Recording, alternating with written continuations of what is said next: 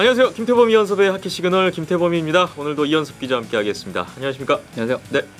내셔널 하키리그 NHL 2021-2022 코로나19의 영향으로 너무나 많은 경기가 취소, 연기됐고요.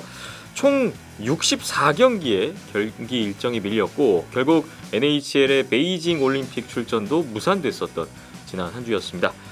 오는 29일 수요일에 맞춰서 일정이 잘 재개될 수 있을지도 걱정인데요.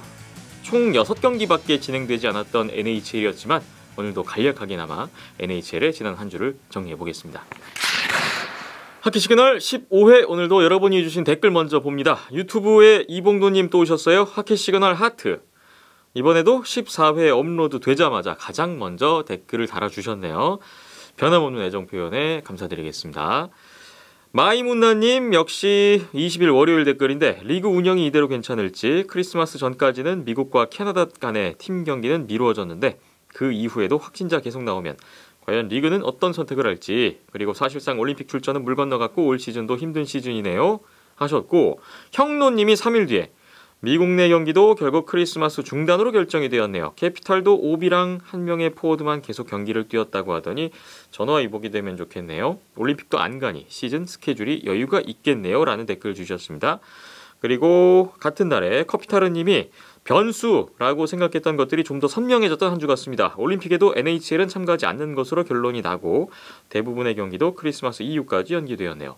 그러나 여전히 의문을 품게 하는 것들도 많은 것 같네요. 올림픽은 될지 정말 리그는 단축, 축소, 심지어는 중단이나 취소 없이 될지 지켜봐야 할 것 같습니다. 라고 댓글을 달아주셨습니다. 세 분의 댓글이 거의 공통적인 내용인데 한국 시각으로 12월 23일 목요일에 NHL이 이번 베이징 올림픽에 출전하지 않는다는 공식 발표가 있었습니다. 올림픽 출전 대비해서 2월 4일부터 2월 23일까지 한 20일 정도 경기 일정을 비워놨었는데 현재 취소돼서 밀려있는 경기들을 그 비워놨던 일정에다가 배치를 한다면 배정을 한다면 올림픽 기간 동안 또 일부 경기 소화할 수는 있게 됐습니다. 그나저나 커피타르님 말씀대로 앞으로 또 어떻게 돌아갈지는 변수가 너무 많아서 예측하기가 좀 어려운 상황인데요. 요 부분 한 번만 짚고 넘어갈까요? 예. 베이징 올림픽 출전 무산.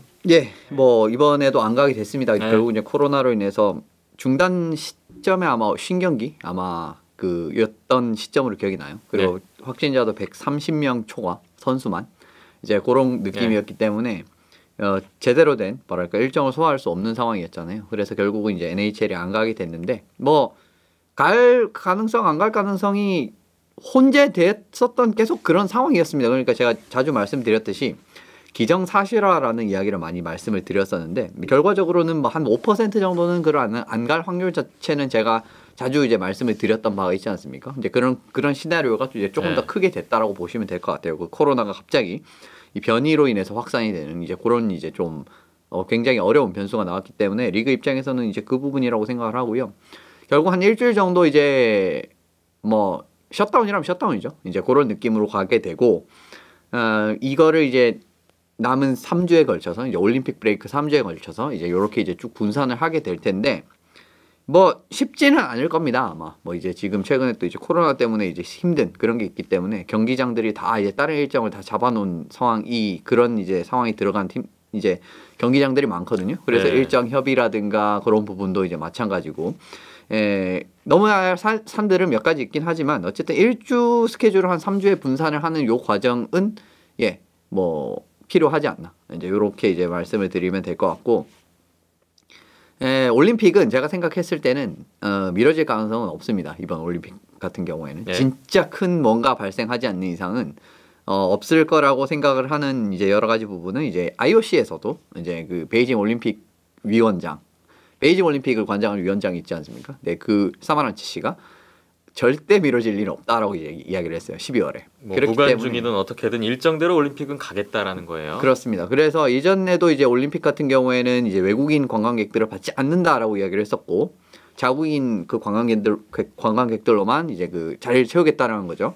그런 것도 이제 이야기를 했고 그다음에 전체적으로 있기 때문에 아마 미뤄질 가능성은 없다라고 보시면 돼요. 그래서 네. 정상적으로 치러질 거라고 생각을 하고 다른 리그는 KHL은 이제 워낙 이제 뭐 중국 쪽이랑 원활히 예전부터 교류를 한 상황이기 때문에 실제로 이제 콜룬이라는 팀도 참가를 하고 있었고 물론 이제 이 부분은 최근에는 미티시에서 경기를 하긴 하지만은 그래도 이제 이 중국 베이징 연고를 한 팀이 있잖아요. 그리고 이제 그런 교류 같은 부분도 있고 이번에 뭐 올림픽 같은 데 출전을 하는데도 사실상 쿨룬 레드스타라는 팀을 중국 대표팀 상비군 같이 쓰는 때도 협조를 해줄 만큼 KHL이랑 중국은 꽤 커넥션이 깊기 때문에 제가 생각했을 때 KHL은 무조건 선수를 내보낼 거라고 생각을 합니다. 근데 문제는 이제 다른 리그라고 볼 수가 있는데 엑스트라 리가는 차출에 약간은 그 긍정적이지 않다라는 이야기가 많아요. 왜냐하면은 그 격리라든가 이제 리스크를 이제 안고 싶지 않다라는 거죠.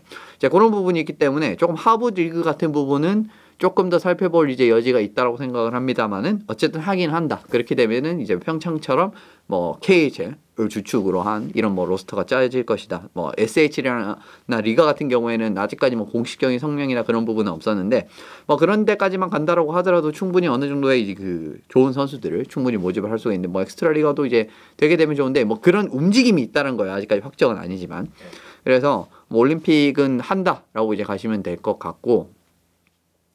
예, 뭐 요 정도로 정리를 하면 되지 않을까요? 네, 평창 때와 마찬가지로 이번 베이징 때도 NHL 선수들은 볼 수가 없게 됐고 뭐 앞선 평창 올림픽과 같은 비슷한 형태의 남자 아이스하키 종목 치러질 것으로 보입니다. 예, 근데 뭐 격리 이야기를 제가 이게 중국 쪽 기자들은 이거는 어떤 소스에서 니네들이 찾아왔니? 라고 이제 이야기를 많이 해요. 그러니까 21일 격리 그 이야기를 결국 하는 건데 그러니까 감염이 됐을 때 중국에서 3주에서 5주 동안 격리를 해야 되는 부분인데 네. 실제 중국 체류하는 기자들은 그 소스 어디서 퍼왔니? 라고 하면은 뭔가 이렇게 썩 중요한 그 답변이 잘 안 나오는 부분이 있었습니다. 그러니까 이걸 괜히 좀 뭔가 미디어 쪽에서 많이 그거 하는 게 아닌가라는 그런 시각도 중국 쪽에 이제 상주하는 그 외국인 기자들 쪽에서는 좀 그런 이야기도 나온 것 같은데 어쨌든 뭐 안 가는 게 확정이 됐고요.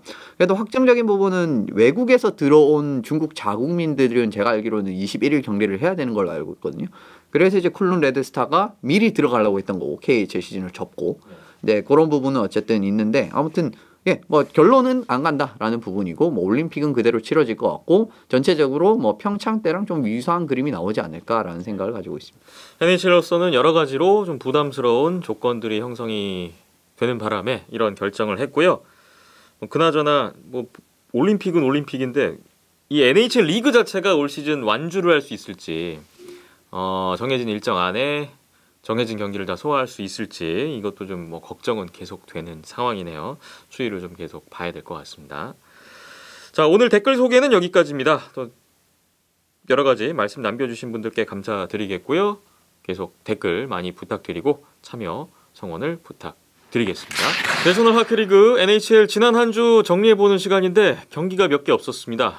평소보다는 좀 짧게 끝나지 않을까 예상이 되는데요. 각 디비전별로 한번 현재 상황 보겠습니다. 동부 컨퍼런스 메트로폴리탄 디비전 순위 보고 계신데요. 순서 들어가 보죠. 캐롤라이나 허리케인스 경기가 없는 가운데 여전히 선두고요. 워싱턴 캐피털스가 LA전 2대0으로 앞서다가 역전패를 당했어요.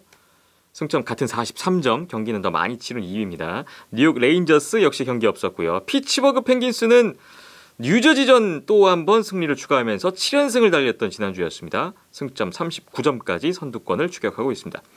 콜럼버스 블루제키츠, 필라델피아 플라이어스 경기가 없었던 한 주였고요. 뉴저지 데블스가 피츠버그에게 패하면서 6연패까지 빠졌군요. 뉴욕 아일랜더스는 베이거스전 3피리어드 마지막에 정규승을 놓치고 결국 슛아웃 패 승점 1점만 추가했던 지난주였습니다. 캡스야 확진자 때문에 뭐 제 전략을 발휘할 수 없는 상황이기 때문에 LA한테 한 경기 질 수는 있는데 아이스는 계속 조금 부족해요. 이제 물론 이제 좋아졌습니다. 팀 전체적인 퍼포먼스는 확실히 좋아졌는데 예전보다. 그리고 요 경기는 또 레네르 선수가 이제 롱아일랜드를 방문하는 이제 이런 이제 또 뜻깊은 그런 또 시간이 또 있었거든요. 네.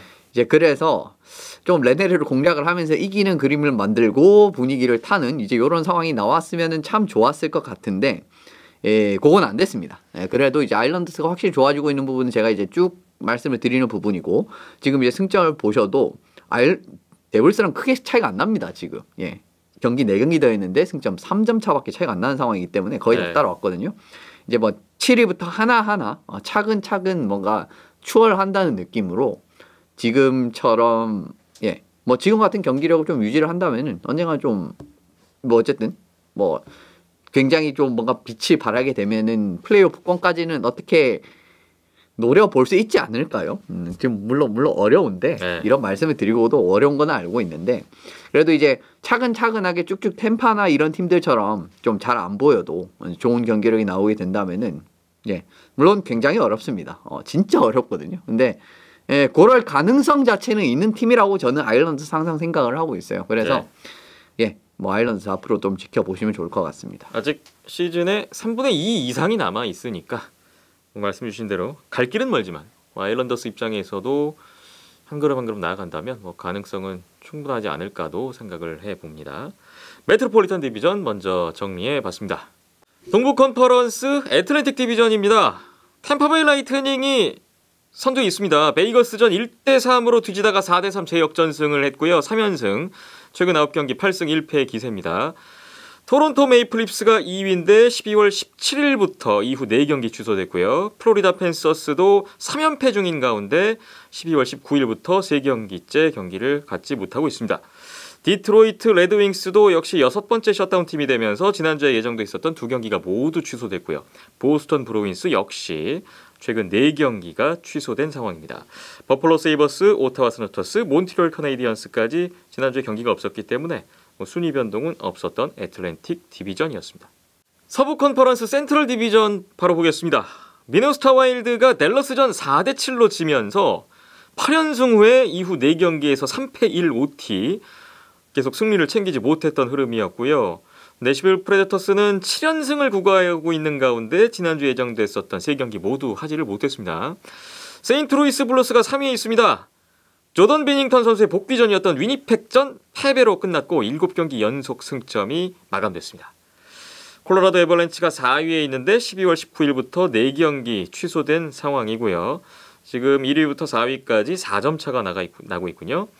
5위 위니펙 제츠입니다. 세인트루이스전 승리하면서 데이브 로우리 감독 체제 첫 승이 있었던 지난주였습니다. 댈러스 스타스는 앞서 말씀드린 대로 미네소타전 7대4 승리.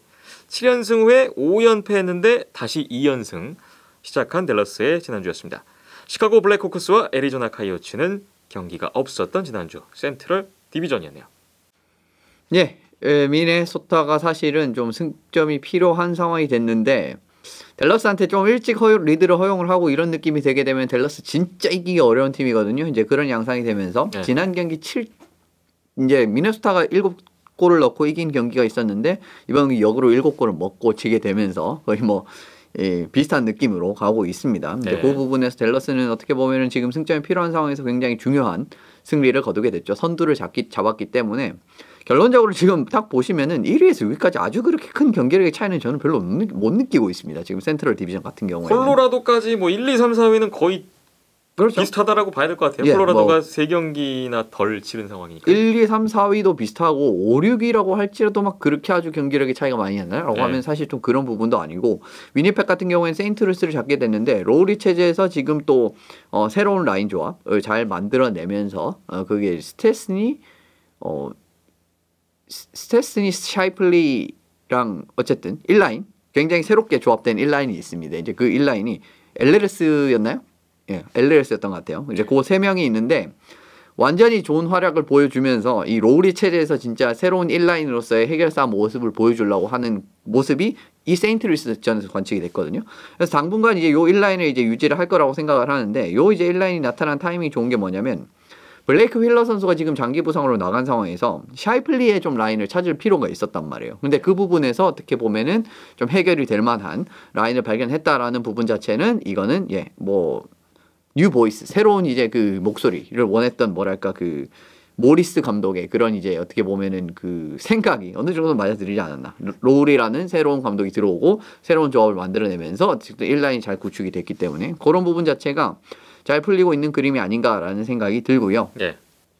위니펙 댈러스 뭐 사실은 3점이나 한 9점 정도 차이 7, 8점 뭐 지금 6점 한 7점 정도 차이가 나죠. 근데 그 정도 차이는 뭐 아직까지는 저는 이 가시권이라고 생각합니다. 이 두 팀의 경기력 자체가 아주 그렇게 나쁜 느낌이 아니었기 때문에 특히 이제 지난주 같은 경우라든가 그런 부분이 있기 때문에 뭐 믿어볼 만한 아직 상황이라고 보고 진짜 이 팀에 여기에서 떨어진 팀 많이 억울할 것 같거든요. 이 디비전에서. 근데 결과적으로 지금 퍼시픽이 제가 생각한 것보다는 조금 더 이제 좋은 모습을 보이는 뭐 애너하임이라든가 이제 이런 팀들이 있기 때문에 여차하면 퍼시픽에서도 올 시즌 이번 플레이오프 4팀이 나갈 가능성이 없지는 않다라고 봐요. 없지는 않아졌습니다. 근데 그런 상황에서 지금 이렇게 되면은 센트럴에서 결국 4팀 나간다는 거잖아요. 그런 느낌으로 가면 진짜 억울할 거거든요. 지금 위니펙 델러스 같은 팀들 지금 센트럴 상위 6팀 중에 뭐 누군가는 플레이오프에 못 가는 거잖아요. 그렇습니다. 한두 팀은. 그런 부분이 되기 때문에 물론 이제 아직까지 시즌이 아주 많이 남았습니다. 50경기 가까이 남긴 했는데 그 부분에서 이제 위니펙 델러스 어떻게 보면은 좀 좋은 흐름을 좀 빠르게 찾아야 될 시점이 아닌가라는 생각이 들었어요. 네. 다음은 마지막으로 서부 컨퍼런스 퍼시픽 디비전입니다. 베이거스 골든 나이츠가 선두입니다. 뉴욕 아일랜드스전 3피리어드 종료 48초 전에 극적인 동점골 후에 슛아웃 가서 승리. 올 시즌 처음으로 디비전 선두로 올라섰습니다.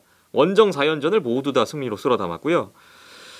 템파베이전 이후에 있었는데 3대1로 앞서던 경기 지키지를 못하면서 재역전패 5연승은 끝났던 지난주였습니다. 애너임 덕스는 2위에 그대로 경기 없었던 가운데 위치하고 있고요. 캘거리 플레임스도 지금 12월 14일부터 6경기 취소가 된 상황이죠. 에드먼턴 오일러스도 6연패 후에 2연승을 했습니다만 지난주에 연승을 이어갈 경기는 없었습니다. LA 킹스 워싱턴전 0대2로 뒤지다가 3대2 역전승을 있었던 지난주였습니다. 골리 게럿 스팍스 선수가 2년 2개월 만에 NHL에 나와서 LA 소속으로 첫 출장한 경기였는데 승리가 됐네요. 세너제이 샤크스 그리고 밴쿠버 캐넉스, 시애틀 크라켄 하위 세 팀은 경기가 없었던 지난주였습니다. 밴쿠버가 6연승을 달리면서 브루드로 감독 체제 후에 6전 전승 중이었는데 흐름을 이어가지 못하게 된 게 좀 아쉬울 수도 있는 좀 지난주가 아니었나 싶습니다. 예, 그게 좀 많이 아쉬울 수도 있을 가능성이 들긴 드는 게 워낙 이제 밴쿠버는 워낙 젊은 코어들이 있는 팀이기 때문에 분위기를 참 잘 타는 팀이거든요. 그러니까 분위기 한번 쫙 타니까 그때도 베이거스를 거의 뭐 벼랑까지 밀어붙이고 그러지 않았습니까? 예, 뭐 세인트 루이스라든가 뭐 강호들을 이제 계속 잡아내면서 그런 분위기가 있었는데 그게 좀 이제 이제 쭉 한번 밟을 수 있는 그런 상황이 됐었거든요, 분명히. 근데 그 부분에서 좀 또 제동이 약간 걸린 게 이 코로나로 인해서 이제 어떤 분위기로 전환을 하게 될지 장담을 할 수가 없지 않습니까? 네. 그런 부분에서 이제 그 부분 좀 지켜보시면 좋을 것 같고, LA 같은 경우에는 뭐 워낙 이제 워싱턴에 빠진 선수들이 많았기 때문에 뭐 이런 경기는 운이 좋았죠. 이제 이럴 때 이제 상대방이 빠진 선수가 많을 때 만나게 됐고 잡아내면서 뭐 이렇게도 2점은 2점이기 때문에 이제 근소한 우위를 뭐 세너제이나 밴쿠버 이런 팀들보다 이제 근소한 우위를 계속 이제 가져갈 수 있는 이런 그림이 됐다라고 보시면 될 것 같고요. 골든 나이츠 같은 경우에는 동부 원정이 있었죠. 이제 뉴욕 쪽 원정 3연승 싹 쓸어 담으면서 1위 올라가게 됐었습니다. 이제 그런 부분이 있었고 물론 이제 템파전을 지긴 했습니다만은 전반적인 경기력 자체가 결코 나쁘지 않았기 때문에 벌써 1등까지 올라왔습니다. 네. 그때도 이제 거의 뭐 실질적 1등 상황이라고 말씀을 드렸었지만 진짜 1등이 돼버렸어요. 그래가지고 이거 확실히 지금 올 시즌 들어서 네 번째 무섭네요. 퍼시픽 디비전의 네 번째 1위 팀이 됐어요. 네, 왔다 갔다 하는데 뭐 좀 이제부터는 베이거스의 좀 집권이 길어지지 않을까라는 생각이 들긴 하거든요. 지금은 계속 뭐 바뀌는 이런 그림이 됐긴 했습니다만은 이제 그래서 거의 한 90%? 한 85% 정도 돌아왔다고 저는 생각합니다. 베이거스 골든 나이츠가. 아직 100%가 아닙니다. 놀라운 건. 그렇기 때문에 지금부터 또 베이거스 골든 나이츠 연장 무패입니다. 지금 아직까지도. 이 정도로 대단하고 역전승도 아마 10번인가 벌써 한 걸로 알고 계세요. 그런 느낌으로 너무 이 상대방이 리드를 줘도 그대로 그냥 그 리드를 뺏어서 이길 수 있는 이제 그런 팀 사실 그렇게 많지 않거든요. 템파도 올 시즌 이제 역전승이 꽤 많은 팀이라고 할 수가 있는데 그래서 베이거스 골든 나이츠는 앞으로도 좀 지켜볼 필요가 있지 않나 이런 생각이 들었습니다. 네, 퍼시픽 디비전까지 오늘 각 디비전별 정리는 이렇게 짧게 짚고 넘어가겠습니다. NHL 주간 매치업 리뷰 시간입니다. 지난주에 있었던 경기 중에서 오늘도 한 경기를 선택해봤는데요. 오늘 준비한 경기는 우리나라 시각으로 12월 22일 수요일에 있었던 템파베이 라이트닝 대 베이거스 골든나이츠의 경기입니다. 베이거스의 홈 경기장인 T-모바일 아레나에서 진행이 됐던 경기인데 지난해에 저희가 매치업 프리뷰 때도 소개를 드렸었던 그 경기예요. 아주 기대감이 컸었던 빅 매치였잖아요. 예, 뭐 사실 경기도 몇 개 없었고 기대감도 컸던 경기였기 때문에 요 경기를 선정을 해봤습니다. 두 가지 이유입니다. 저 뭐 템파베이나 베이거스나 이 경기 전까지 너무나 흐름이 좋고 요즘 기세가 너무 좋은 두 팀이 딱 좋을 때 만났습니다. 뭐 진짜 좋을 때 만나게 됐고 서로 이제 최근 10경기 성적도 굉장히 좋은 상황이었고 그리고 이번 시즌 사실은 이 템파 같은 경우에는 딱 극초반 빼고는 그렇게 나쁜 적이 한 번도 없었습니다. 이제 시즌 진짜 극초반에 이제 몇 연패 많이 기억하실 겁니다. 피츠버그한테 깨지고 요때 이제 좀 초반에 별로 안 좋았는데 결국은 이제 다 올라왔고요. 지금 이제 베이거스 같은 경우에는 부상자가 거의 다 복귀를 한 요런 상황이잖아요. 이제 물론 이제 요 경기는 또 이제 또 코로나 명단을 오르면서 이제 일부 선수들을 못 뛴 부분이 있었는데 실제적으로 이제 코로나를 제외하고 예를 들면 큰 부상이라든가 이제 요런 부분에서 나가 있는 선수는 아이클 그 다음에 마르티네즈 요 두 명, 딱 요 두 명이기 때문에 결론적으로는 이제 부상자가 거의 복귀했다. 근데 시즌 초반 생각해 보시면 스톤 나갔죠, 패처레티 나갔죠. 그다음에 뭐 여러 선수들 그냥 쭉쭉 다 빠졌거든요. 시어도도 나갔던 걸로 기억이 나고 이런 느낌으로 이제 계속 빠져가지고 뭔가 제대로 라인도 돌릴 수 없었던 그런 상황에서 꾸역꾸역 버티다가 결국은 하나 둘씩 복귀하고 이제 거의 다 복귀를 하니까 순위가 올라오기 시작을 하더니 결국은 1위가 된 베이거스 골든나이츠의 대결이었습니다. 네, 두 팀 모두 직전 경기 이기면서 각 디비전 1위로 올라선 상황에서 맞붙었던 이날 경기였습니다. 최근에 워낙 코로나19로 인해서 경기 취소가 많다 보니까 이 경기 들어갈 때까지만 해도 이 경기가 과연 예정대로 진행이 될 수 있을까 좀 그런 또 걱정도 있었어요. 뭐 안 된다라고 하는 이야기도 많았습니다. 뭐 그런 이야기도 많았어요. 이제 그 개최가 어려울 수도 있다 이런 이제 이야기가 많이 나왔었는데 실제로 이날에 이제 워싱턴 필라델피아와 함께 요 이제 딱 두 경기 요날 딱 두 경기 예정돼 있었던 상황이었는데 경기 당일에 워싱턴 필라델피아 경기는 취소가 됐습니다. 미뤄졌죠. 이제 미뤄지는 바람에 경기 중단이 됐고 이 템파도 존 쿠퍼 감독 확진 결정이 났고 이래서 이제 벤치에 설 수 없는 이제 그런 상황이 됐었고요. 그다음 베이거스도 21일 날 다도노프 피에트란젤로 선수가 동시에 코로나 명단에 오르게 되면서 이 경기도 연기될 가능성은 충분히 큰 상황이었습니다. 근데 그냥 치러지더라고요. 그래서 이날 유일한 경기로서 이제 치러지게 됐고요. 코로나로 인해 좀 의외의 결과라면은 뭐 베이거스 같은 경우는 다도노프 피에트란젤로 빠지게 되면서 결과적으로 이 템파도 주축 지금 자원에 부상 공백이 있지 않습니까? 포인트, 체르나크, 쿠체로프 뭐 이런 친구들. 그래서 전력 부분 자체는 어느 정도는 이제 같이 내려와서 맞춰지게 된 이런 부분이 있다라고 보시면 될 것 같아요. 서로 어느 정도 공백이 생긴 가운데 그렇습니다. 맞붙게 된 경기가 됐군요. 경기 결과 정리해 보겠습니다. 1피리어드 초반에 템파베이 가브리엘 포르티에 선수의 선제골 후에 3분여 만에 베이거스가 마크 스톤 선수의 파워플레이 골로 동점에 성공을 했는데요. 2피리어드에 들어가서 초반에 마크 스톤과 니콜라 루아의 연속골, 베이거스가 3대1로 앞서갑니다. 하지만 템파베이가 2피리어드 후반에 43초 간격으로 터졌던 피에르 에두아르드 벨마르와 그리고 앤서니 서렐리 선수의 연속골로 3대3 다시 동점을 만들었고 3피리어드 중반에 스티븐 스탬코스의 파워플레이 골이 나오면서 최종 스코어 4대3 템파베이 라이트닝이 재역전승을 거뒀던 경기였습니다. 이후 슈팅 수는 41대 19로 베이거스가 많이 앞섰고요. 템파베이는 안드레이 바실렙스키 선수가 38세이브 3실점 승, 베이거스는 로랑 브로소아 선수가 15세이브 4실점 패를 기록했습니다. 애틀랜틱 디비전 1위, 퍼시픽 디비전 1위 올 시즌 첫 대결이었는데 템파베이가 승리를 하면서 템파베이가 동부 컨퍼런스 1위 그리고 리그 전체 1위로 올라서게 되는 결과였습니다.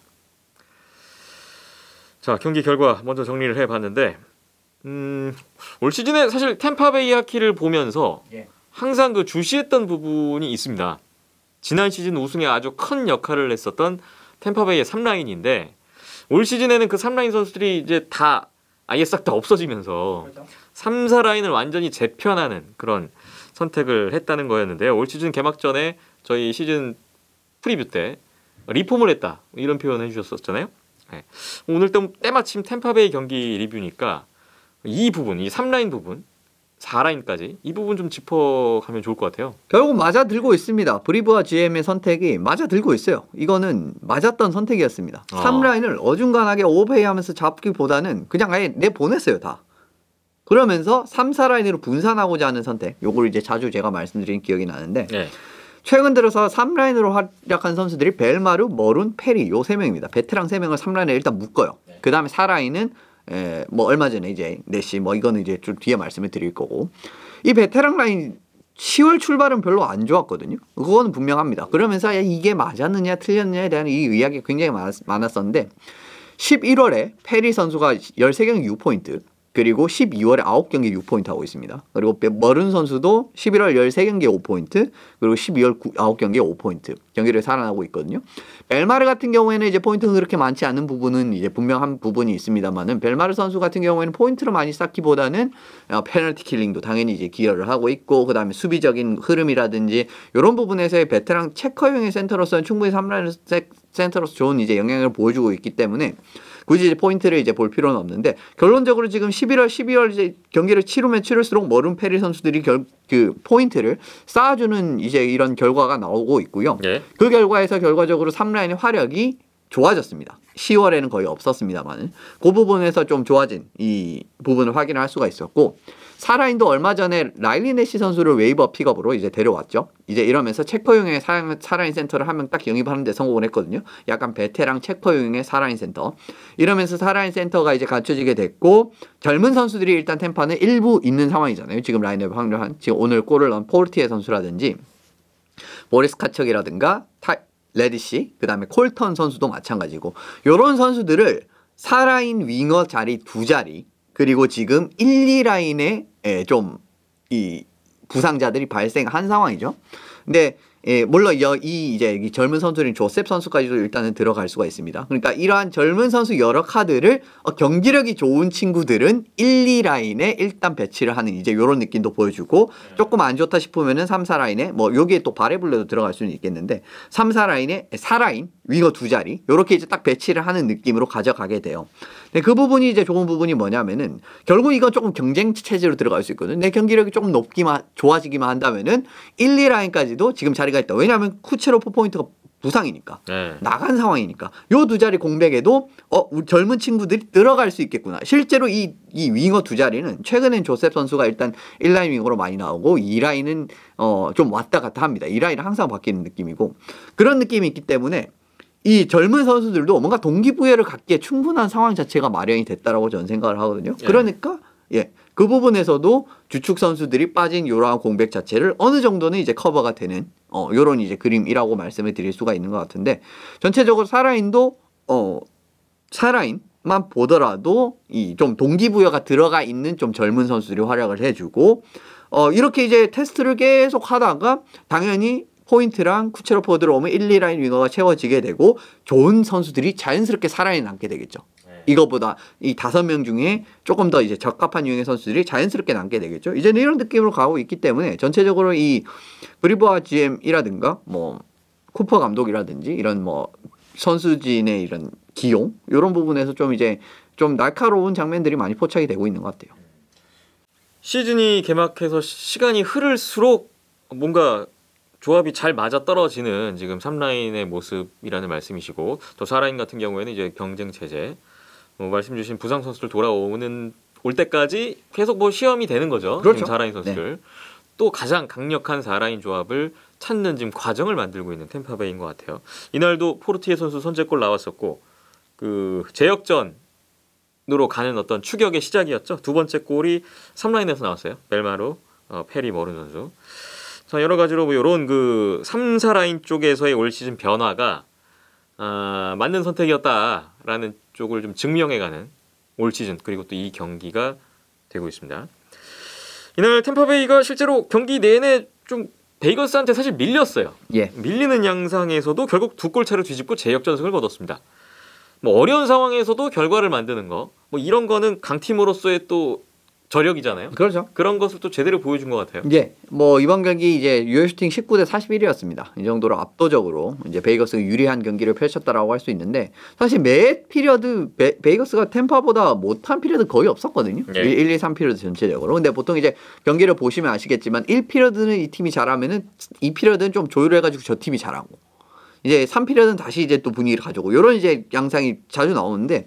사실 이 경기는 좀 베이거스가 전체적으로 많이 이제 압도를 했었던 이런 경기였었고 실제로 3대1 앞섰고 1피리어드 슈팅수 5대 17인가 그랬을 겁니다 아마. 네. 그 정도로 크게 많이 앞서는 이제 이런 베이거스의 경기력이라고 할 수가 있는데 이런 상황에서 결과적으로 중요한 건 좀 적소. 그렇게 이제 많은 찬스가 오지 않더라도 이런 조그마한 찬스를 잘 살리면서 득점을 만드는 모습. 요게 이 경기에서 템파가 굉장히 좋았습니다.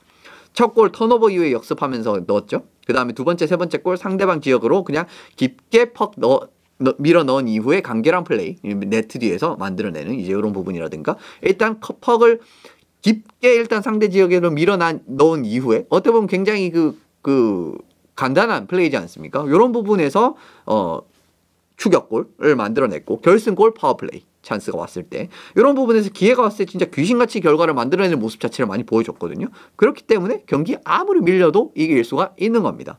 이런 이제 경기력 자체가 이제 템파가 올 시즌 좀 보여줄 수 있는 경기라고 할 수가 있는데 진짜 전형적으로 이런 게 경기가 밀리는 팀들이 경기를 잡아내는 양상이거든요. 이게 전형적으로 두드려 맞는 양상을 해도 이기는 게임이 이런 이제 경기에서 많이 나오는데 주로 이제 국제전 많이 보시는 분들은 핀란드가 진짜 이런 경기 운영 귀신같이 하는 팀이거든요.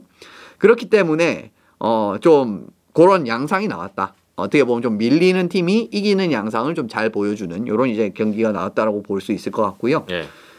작은 기회 잘 잡아내는 모습 자체를 지금 베이거스 상대로도 보여줬잖아요. 그렇기 때문에 템파가 밀리는 경기에서 왜 올 시즌 좋은 모습을 보여주는지 올 시즌 상대방보다 슈팅 수가 적었던 경기에서 8승 3패 2연장패입니다. 승률이 좋군요. 예, 승률이 굉장히 좋죠. 예, 경기가 밀리는 경기에서도. 그러니까 이렇게 어려운 경기를 잘 잡아내는 모습을 보여주고 있다라고 하는데 더 무서운 건요. 쿠체로 포인트 없잖아요, 지금. 요경이 체르나크도 안 나왔거든요. 그리고 요경이 솔직히 말씀드리면은 참 헤드만이 올 시즌 너무 왔다 갔다 하는 부분이 있긴 있는데 그러면서 좀 수비가 약간은 좀 불안불안한 경기력에서도 이런 경기를 만들어냈다라는 겁니다. 근데 쿠체로프 포인트가 들어오잖아요. 그러면은 이렇게 약팀을 이런 밀리는 경기에서 이기는 모습도 보여주는데 그냥 힘으로 찍어 눌러서 이길 수도 있는 팀이거든요. 템파가. 그게 더 무서운 거고 이렇게 되면 진짜 올 시즌 템파는 진짜 쿠체로프 포인트 복귀하면 어디까지 올라갈지 진짜 예상이 안 되거든요. 그래서 뭐 앞으로 템파가 좀 더 기대되는 이제 이런 저는 경기력을 봤다라고 볼 수 있을 것 같습니다. 예. 자, 반면에 베이거스로서는 충분히 이길 수 있는 경기였는데 결과적으로 승점을 1점도 따지 못했어요. 너무나 아쉬움이 큰 결과잖아요. 예, 굉장히 아쉬움이 큰데 근데 조금 일정이 도와줬네요. 사실 이런 패배를 당하면은 좀 여파가 있을 수가 있는데 다행히 크리스마스 브레이크 일찍 들어가면서 다행입니다. 이제 베이거스 입장에서는. 그래서 실제로 굉장히 많은 역습 기회. 이거 뭐 또 지금 드보어 체제에서는 많이 보여주는 베이거스의 공격 창출 옵션이지 않습니까? 상대방이 역습 깔끔하게 전개를 하는 부분이라든가. 그리고 전방위적으로 굉장히 템파를 많이 압도하는 모습. 그리고 3대1로 밀어붙인다든가. 전체적인 경기력이 굉장히 좋았습니다. 근데 졌죠. 이거 사실은 지난 필리전에서도 이런 좀 유사한 느낌의 경기가 나왔거든요. 4대3으로 졌고 슈팅수 44대 25로 앞섰는데 졌단 말이에요. 이제 이런 느낌이 생각나는 경기였는데 사실 강점이라고 할 수 있는 역습 운영 그리고 꾸준한 스케이팅 경기라든가 이런 부분에서는 나쁘지 않았습니다. 근데 잘하고 진 거예요. 그래서 뭐랄까 좀 이 경기에 대해서 뭔가 크게 이제 폄하할 부분은 없다라고 생각을 하는데 어쨌든 일단 골리진에서 차이가 있었죠. 레네르 선수가 부상으로 브로스와 선수가 나왔기 때문에 그 과정에서 아무래도 바실렙스키와 브로스와라고 한다면은 당연히 바실렙스키 쪽으로 조금 더 무게가 실리는 부분은 당연히 있었던 부분이 있고요. 그 다음에 전체적인 경기 양상은 항상 강호였지만 오늘 경기 같은 경우에는 굉장히 대표적으로 나올 수 있죠.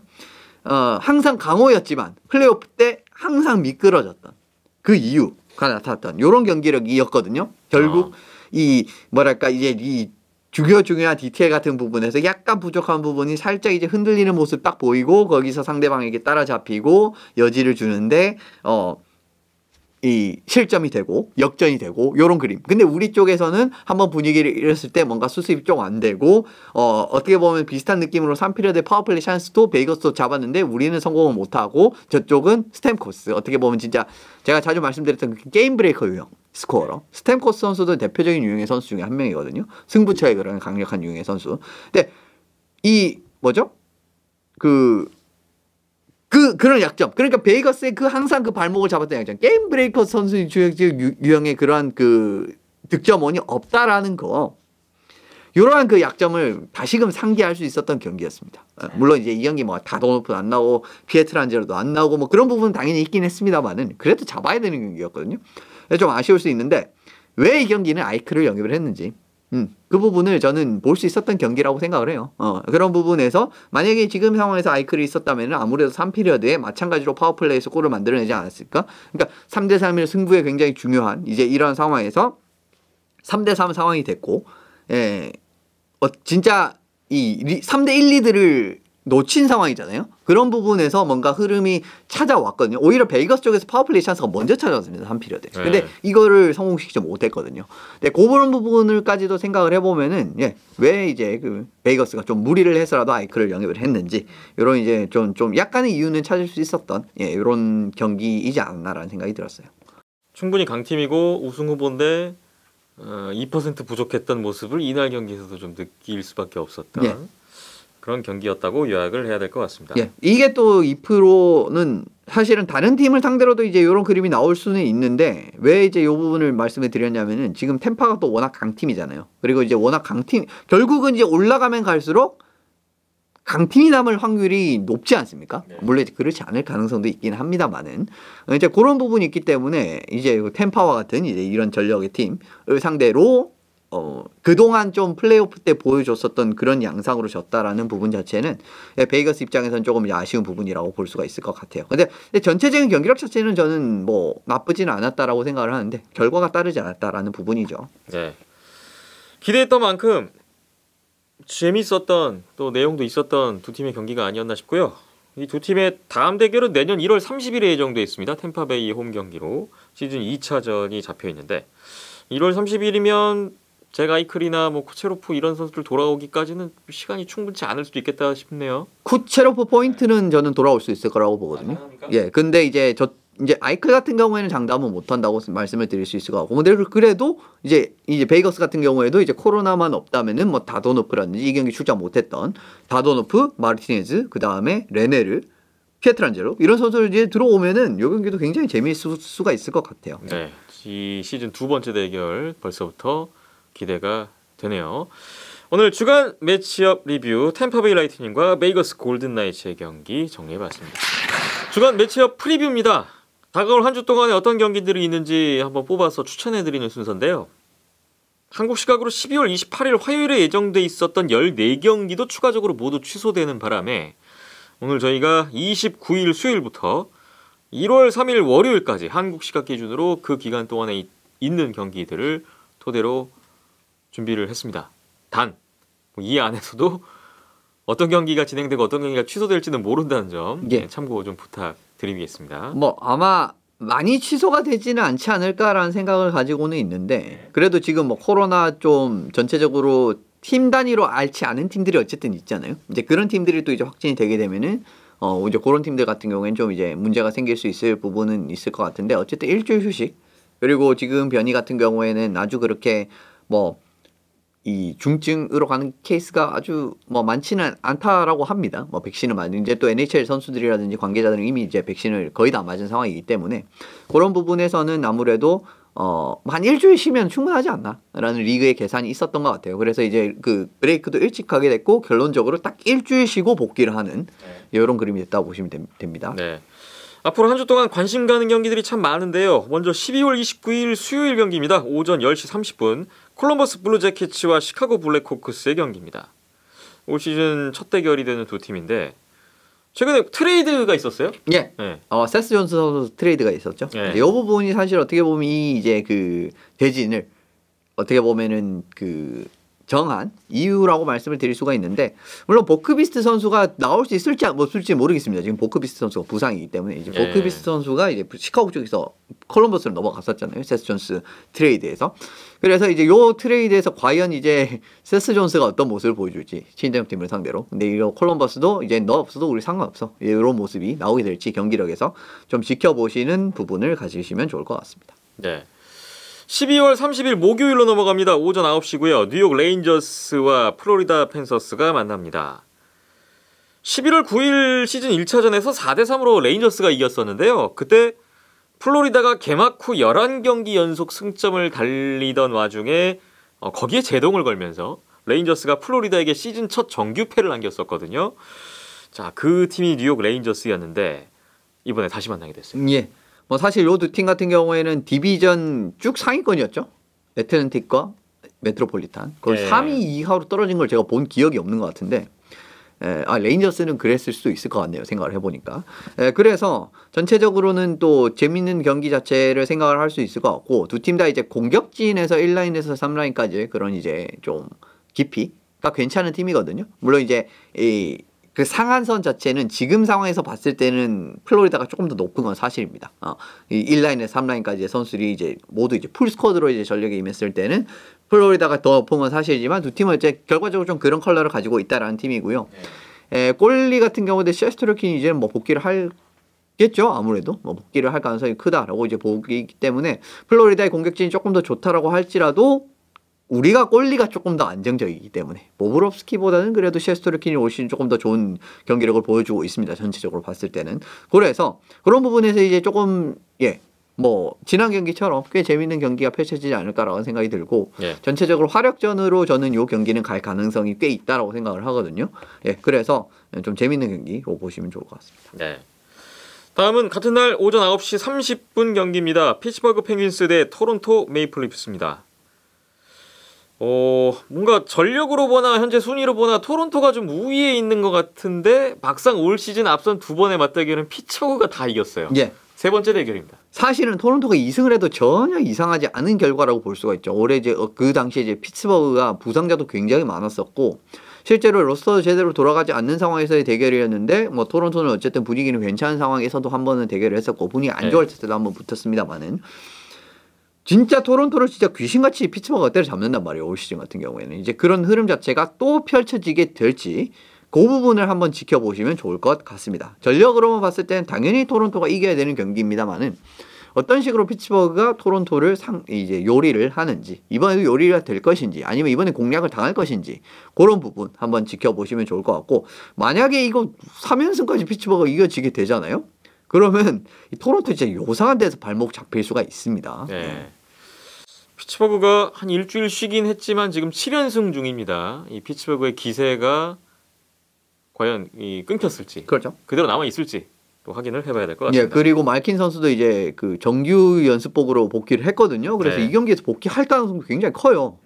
이랬을 때 또 이제 토론토가 어떻게 상대를 할 것인가라는 부분, 그런 부분까지 어쨌든 여러 가지 볼거리가 있는 이 대결인 것 같습니다. 네. 12월 30일에 여러 경기가 있는데요. 오전 10시 30분 보겠습니다. 에드먼턴 오일러스와 세인트루이스 블루스의 경기입니다.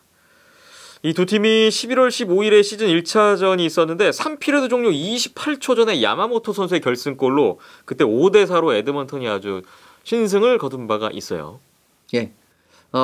근데 조금은 분위기는 약간은 다르죠. 사실 세인트루이스는 최근에 좀 분위기가 좋은 편이었고 그래도 뭐 린드그런이라든지 이런 좀 긴급 들어온 골리들의 활약을 해주면서 근데 에드먼턴 같은 경우 최근 2연승을 하긴 했습니다만 그전 어쨌든 연패가 좀 길어진 이런 상황이었단 말이에요. 그래서 분위기 회복을 좀 이어가야 되는 에드먼턴인데 에드먼턴은 사실 세인트루이스 같은 스타일은 저는 굉장히 상대하기 어렵다라고 저는 개인적으로 생각을 하거든요. 기본적으로 세인트루이스의 뭐 오라일리라든가 뭐 보잭이라든지 전체적으로 쉔 선수도 이제 수비적으로 괜찮은 유형의 센터고요. 그런 느낌으로 어느 정도는 상대방이 드라이자이틀이나 맥데이비드를 커버할 수 있을 만한 센터진이 있고 그런 부분이 있는 팀을 상대로는 뭐 댈러스도 참 에드먼턴이 완전히 어려운 경기를 하면서 패배하지 않았습니까? 그런 양상으로 또 흘러갈 수 있는 경기라고 생각을 하기 때문에 좀 에드먼턴 입장에서는 좀 상승상 좀 좋지 않은 상대를 지금 만나게 됐다라고 저는 생각이 들거든요. 근데 뭐 어쨌든 지난 경기를 뭐 신승으로 이긴 기억이 있기 때문에 그 기억을 잘 살려서 뭐 좋은 흐름을 가져갈 수 있을지 좀 보시면 좋을 것 같습니다. 네. 12월 30일 목요일 낮 12시 경기 또 하나 보겠습니다. 댈러스 스타스 대 콜로라도 애벌렌치입니다. 이번에도 센트럴 디비전 플레이오프 진출 경쟁권에 있는 두 팀의 직접 맞대결입니다. 예, 뭐 사실은 요 대진은 1월 1일에도 홈을 바꿔서 예정이 되어 있습니다. 네. 그렇기 때문에 좀 전초전 양상으로 보시면 좋을 것 같고요. 요 두 팀은 사실은 뭐 진짜 상성으로 뭔가 정리가 되는 두 팀이라고 할 수 있을 것 같아요. 객관적인 전력 자체는 당연히 콜로라도가 더 높습니다만은 항상 콜로라도는 댈러스를 만나면은 꾸역꾸역 뭔가 경기력이 안 풀리기 시작을 하면서 역전을 당하거나 한 대 얻어맞거나 이런 경기력이 참 자주 나오는 부분이거든요. 지난 1차전에서도 콜로라도가 6연승 중이었는데 댈러스한테 잡히면서 연승 끝났죠. 예, 그런 느낌도 있었고 뭐 멀리 가지 않더라도 예전 과거를 보셔도 플레이오프 같은 부분에서 잡힌 그런 기억도 있지 않습니까? 그 부분에서 어떻게 보면 좀 댈러스와 콜로라도 같은 부분도 좀 상성적인 부분을 말씀을 드릴 수 있다라고 생각이 들고요.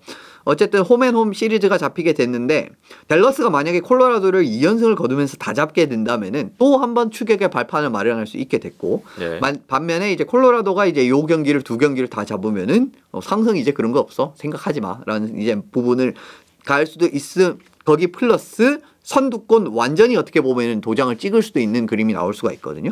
그래서 이제 요 대결 시작 전초전 느낌으로 보시면 좋을 것 같습니다. 네, 기대가 됩니다. 한국 시각 12월 31일 금요일입니다. 오전 9시고요. 템파베이 라이트닝과 플로리다 팬서스의 경기입니다. 최근에 만날 때마다 아주 재밌는 경기를 하는 플로리다주 두 팀의 또 라이벌전이 왔습니다. 예. 뭐 길게 설명 안 드려도 그냥 플로리다 더비 이 6글자로 이 두 팀 대결은 뭐 마무리가 될 것 같아요. 항상 또 다 득점전이라 눈이 즐거운 경기도 많이 나오고 그다음에 전체적인 이제 그 공격적인 흐름의 경기가 많이 나오는 경기이기 때문에 이 경기는 즐거운 경기가 되거든요. 항상 그렇기 때문에 한번 지켜보시면 좋을 것 같습니다. 네. 올 시즌 두 번의 맞대결에서는 1승씩 주고받았던 양 팀이었고요. 그 앞선 두 경기는 다 템파베이의 홈 경기였는데 이번에는 플로리다의 홈 경기로 치러지겠습니다. 그리고 12월 31일 금요일 낮 12시 30분 경기 한 경기 더 뽑아봤습니다. 밴쿠버 캐너스 대 LA 킹스입니다. 퍼시픽 디비전 팀들 간의 맞대결이군요. 네, 뭐 어느덧 이 두 팀이 순위 경쟁을 하는 느낌까지도 가게 됐죠. 네. 물론 지금 약간 근소하게 LA가 우세하긴 합니다만은 밴쿠버가 뭔가 좋아지는 시점이 딱 보여지기 시작하는 게 LA를 잡고 나서부터였거든요. 근데 브루스 부드로 감독 부임 후 첫 경기. 그렇죠. 네, 4대0 승리 이후에 6연승입니다. 예.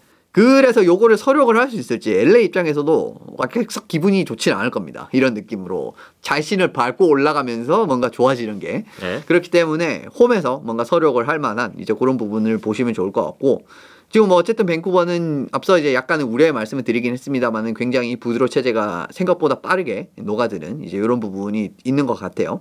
그래서 뭐 밴쿠버도 충분히 해볼 만한 대결이기 때문에 또 순위도 그렇게 크게 지금 승점 차이가 나지 않죠. 3점 차이인 것 같은데 네. 그 부분에서도 만약에 또 밴쿠버가 진짜 LA를 잡게 된다면은 뭐 진짜 플레이오프 또 꿈이 아닌 상황까지도 만들 수가 있거든요. 이제 그래서 이 순위 경쟁에서도 좀 중요한 경기이기 때문에 이 경기를 뽑아봤습니다. 네. 다음 경기로 넘어가 보겠습니다. 1월 1일 토요일 새해 첫날 새벽 5시부터 한번 NHL을 보시는 건 어떨까요? NOM 덕스 대 베이거스 골든나이츠의 경기 뽑아봤습니다. 예. 역시 퍼시픽 디비전 대결. 하지만 이번에는 지금 상위권 그렇습니다. 선두 경쟁을 하고 있는 두 팀이에요. 1위 지금 1위 경쟁이죠. 네. 이 두 팀 같은 경우에는 그렇기 때문에 이 두 팀을 뽑았다라고 생각을 말씀을 드리면 될 것 같고요.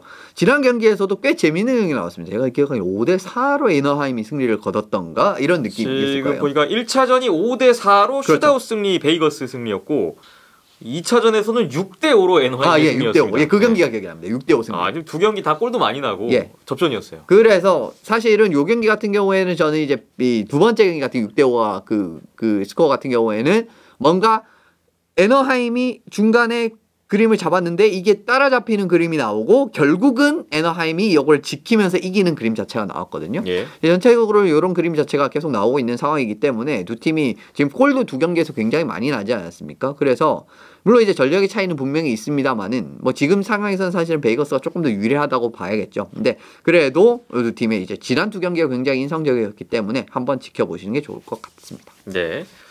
1월 1일 토요일 오전 9시 경기 또 보겠습니다. 뉴욕 레인저스와 템파베이 라이트닝의 경기인데 뉴욕 레인저스가 일정이 좀 만만치가 않은 지금 연말 연시가 될 것 같습니다. 예, 그렇습니다. 네. 우려를 해 주셨던 기억이 나요. 전에 일정 쉽지 않다라는 네. 부분. 그리고 이제 레인저스가 5할 이상의 팀을 상대로 그렇게 썩 성적이 좋지 않습니다.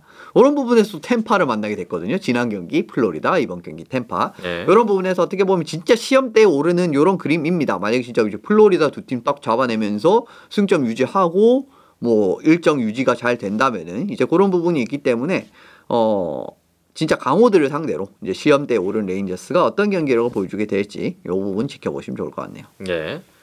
역시 1월 1일 토요일이고요. 오전 10시 30분입니다. 콜로라도 애벌랜치 대 댈러스 스타스의 경기. 이틀 만에 장소를 바꿔서 재대결이 됩니다. 네, 뭐 앞서 말씀드렸습니다만은 홈앤홈 시리즈로 예정이 돼 있고요. 앞 경기의 영향이 어떤 느낌으로 이제 펼쳐지게 될지 이런 부분을 좀 중점적으로 보시면 될 것 같고, 네. 예, 뭐 앞 경기에서 좀 이제 미진한 부분을 뭐 어떻게 보완을 했는지 이런 부분까지도 이제 한번 지켜보시면 좋을 것 같네요. 네. 다음으로 1월 1일 토요일 오전 11시고요. 위니펙 제츠와 캘거리 플레임스의 경기인데 캐나다 팀들 간의 대결 뽑아봤습니다. 그렇습니다. 뭐 이제는 이제 밴쿠버도 이제 경기력이 많이 좋아졌기 때문에 지금 시점에서는 뭐 좀 물론 이제 위니펙은 경기력이 좀 좋지는 않았습니다만 그래도 전력 자체가 나쁜 팀은 아니잖아요. 그래서 캐나다 서부 팀들의 대결이 꽤 이제 재밌어질 거라고 저는 생각이 드는데 예. 뭐 캘거리, 에드먼턴, 밴쿠버, 뭐 위니펙 이제 이런 팀들이 되겠죠. 그래서 모두 다 이제 뭐 지금 전력이라든지 이런 부분 자체가 올라왔기 때문에 그래도 뭐 캐나다 서부 대전 같은 느낌으로 위니펙 대 캘거리를 꼽아봤는데 물론 좀 더 에드먼턴이 맞는 대전이다라고 보실 수가 있겠습니다만은 그래도 요 두 팀 같은 경우에도 꽤 지금 올해는 경기력에서 좋은 양상이 꽤 보였잖아요. 그리고 이제 최근에 약간은 지금 좀 안 좋은 부분이 있긴 있습니다만은 네. 좀 캐나다 올해는 서부 네 팀 대결 같은 경우에는 지금 시점에서는 제가 예전에 말씀드렸을 때는 세 팀만 주목하면 된다라고 말씀드렸지만 지금 밴쿠버도 어쨌든 6연승으로 분위기가 올라온 상황이기 때문에 예, 뭐 지금부터는 뭐 네 팀 대결이 다 재밌지 않을까 이런 생각이 들었습니다. 네.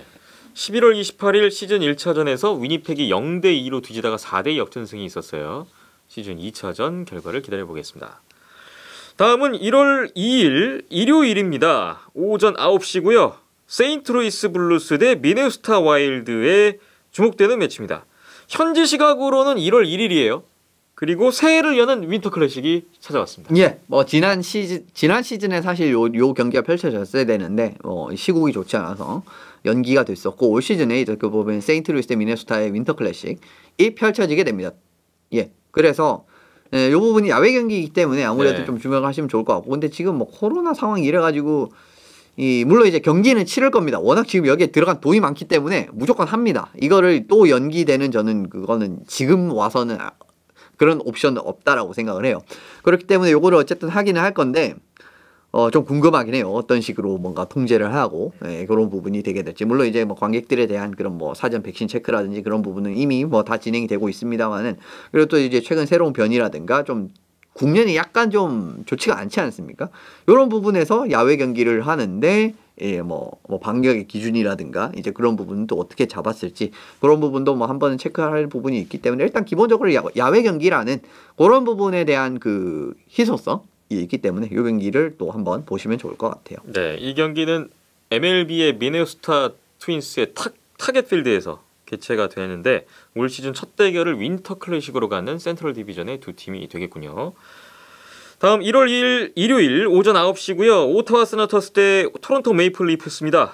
역시 캐나다 지역 라이벌리예요. 그렇습니다. 온타리오 주에 있는 두 팀 라이벌리라고 할 수가 있는데 뭐 토론토의 홈에서 펼쳐지게 됩니다. 그렇기 때문에 오타와 팬들 거의 없을 거예요. 그런 부분이 있을 건데 그래도 기본적으로 지역 라이벌리 같은 부분에서는 좀 재밌는 이런 이제 양상 자체가 많이 나오기 때문에 그런 부분이 있고 뭔가 오타와가 쉽게 잘 이길 수 있을 것 같은 상대처럼 보이지만은 은근히 이상한 데서 발목 잡는 그런 팀이거든요. 이번에 플로리다 잡았고 템파 잡았고 토론토까지 잡을 수 있을지 이제 그 부분 한번 지켜보실 수 있을 것 같고 토론토도 은근히 의외로 오타와를 상대로 고전하는 경기가 작년에도 그랬었고 올 시즌에도 그랬죠. 왕왕 나옵니다. 네. 이제 이런 부분이 있기 때문에 그래서 한번 이 부분은 전력 차이가 남에도 불구하고 한번 이제 눈여겨 보실 필요는 있지 않나라는 생각이 들었어요. 네. 10월 15일, 10월 17일 이 두 팀이 올 시즌 개막하자마자 2연전을 했었는데 그때 1승 1패였어요. 그렇죠. 네, 이번 시즌 3차전이 되겠습니다.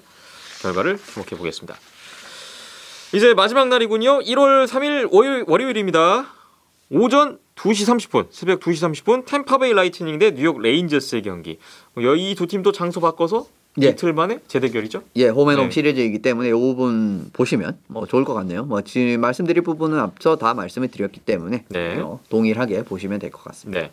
그리고 3일 월요일 오전 6시 위니펙 제츠 대 베이거스 골든 나이츠의 경기인데 이 두 팀도 올 시즌 첫 대결이 되겠습니다. 네이트 슈미트 선수가 베이거스 상대를 하게 되겠네요.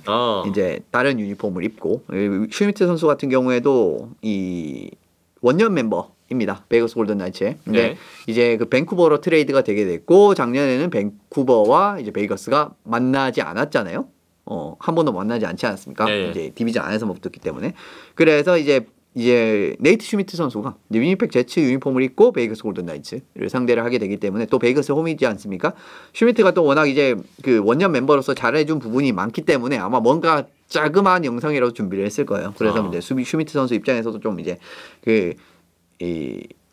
좀 기분 좋은 하루가 될 수 있을 거라고 생각을 하고, 근데 이 전력 자체로 사실 또 위니펙 같은 부분은 지금 감독 바뀐 이후에 라인이 하나 이제 1라인이 제대로 구축이 된 상황이고 좀 이제 반등을 노릴 수 있을 법한 이제 이런 양상이 됐기 때문에 물론 이제 두 팀의 거리는 이 두 팀도 분명히 있습니다만은 볼거리 자체는 충분히 있지 않나. 슈미트의 베이거스 방문 그리고 좋아지는 위니펙이 베이거스 같은 팀을 상대로도 이제 힘을 보여줄 수 있을 것인지 이런 전체적으로는 괜찮은 그림이 나오는 경기이기 때문에 이 경기도 좀 추천을 드리면 좋을 것 같습니다. 근데 시간이 사실은 3일 두 경기는 좋지는 않은데 퇴근을 하고 보셔도 괜찮을 것 같고요. 아니면 아침에 일어나서 준비를 하시면서 보셔도 좋지 않을까라는 생각을 가지게 되네요. 한 일주일 정도 쉰 만큼 많은 경기들이 예정돼 있고 저희도 기대감이 큰 경기들이 많아서 오늘 소개를 이렇게 드렸는데 부디 예정대로 좀 경기가 많이 치러지고 쉬었던 만큼 또 다시 NHL을 많이 즐길 수 있는 그런 한 주가 됐으면 좋겠습니다. 하키 시그널 15회 오늘 준비한 내용은 여기까지입니다. 물러가기 전에 한 가지 안내 공지가 있습니다. 저희 하키 시그널 다음 주는 한 주 휴방을 하게 됐습니다. 한 주 쉬어가기로 했는데 좀 월드 주니어 챔피언십이 좀 개최가 되면서 좀 일정에 저희도 좀 변화가 있었어요. 그렇습니다. 그래서 저희는 2주 후인 1월 10일 월요일에 16회로 다시 찾아뵙겠다는 말씀을 드리겠습니다. 2주 후에 새로운 마음가짐으로 다시 NHL 소식 갖고 인사드리겠습니다. 저희 유튜브 채널 온더스포츠와 팟빵에서도 하키 시그널 만나보실 수 있고 아이튠즈와 네이버 TV, 네이버 오디오 클립에서도 만나실 수가 있으니까요. 댓글, 구독과 좋아요, 후원까지 많은 성원, 격려를 부탁드리겠습니다. 오늘 여기까지 하겠습니다. 지금까지 이현석 기자, 저는 김태범이었습니다. 함께해 주신 여러분 고맙습니다.